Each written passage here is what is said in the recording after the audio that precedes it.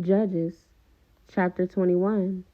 The Israelites had vowed at Mizpah, "We will never give our daughters in marriage to a man from the tribe of Benjamin."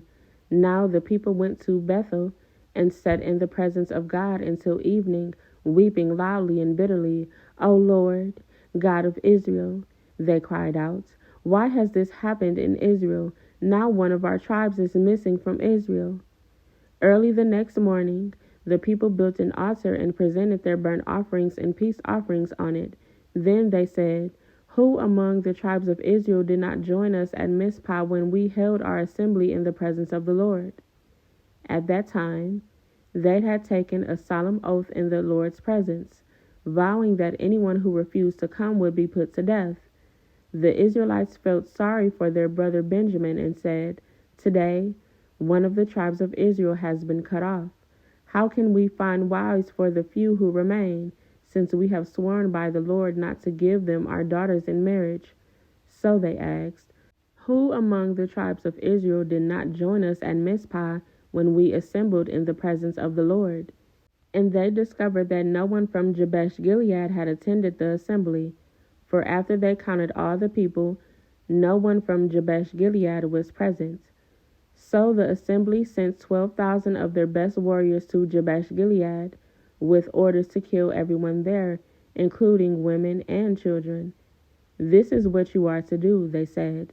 "Completely destroy all the males and every woman who is not a virgin." Among the residents of Jabesh Gilead, they found 400 young virgins who had never slept with a man, and they brought them to the camp at Shiloh in the land of Canaan. The Israelite assembly sent a peace delegation to the remaining people of Benjamin who were living at the rock of Rimmon.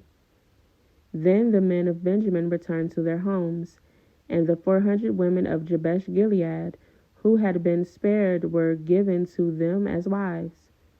But there were not enough women for all of them. The people felt sorry for Benjamin because the Lord had made this gap among the tribes of Israel. So the elders of the assembly asked, "How can we find wives for the few who remain, since the women of the tribe of Benjamin are dead? There must be heirs for the survivors so that an entire tribe of Israel is not wiped out. But we cannot give them our own daughters in marriage because we have sworn with a solemn oath that anyone who does this will fall under God's curse."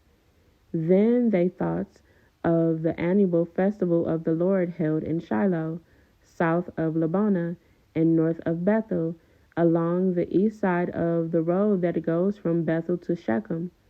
They told the men of Benjamin who still needed wives, "Go and hide in the vineyards. When you see the young women of Shiloh come out for their dances, rush out from the vineyards, and each of you can take one of them home to the land of Benjamin to be your wife. And when their fathers and brothers come to us in protest, we will tell them, 'Please be sympathetic.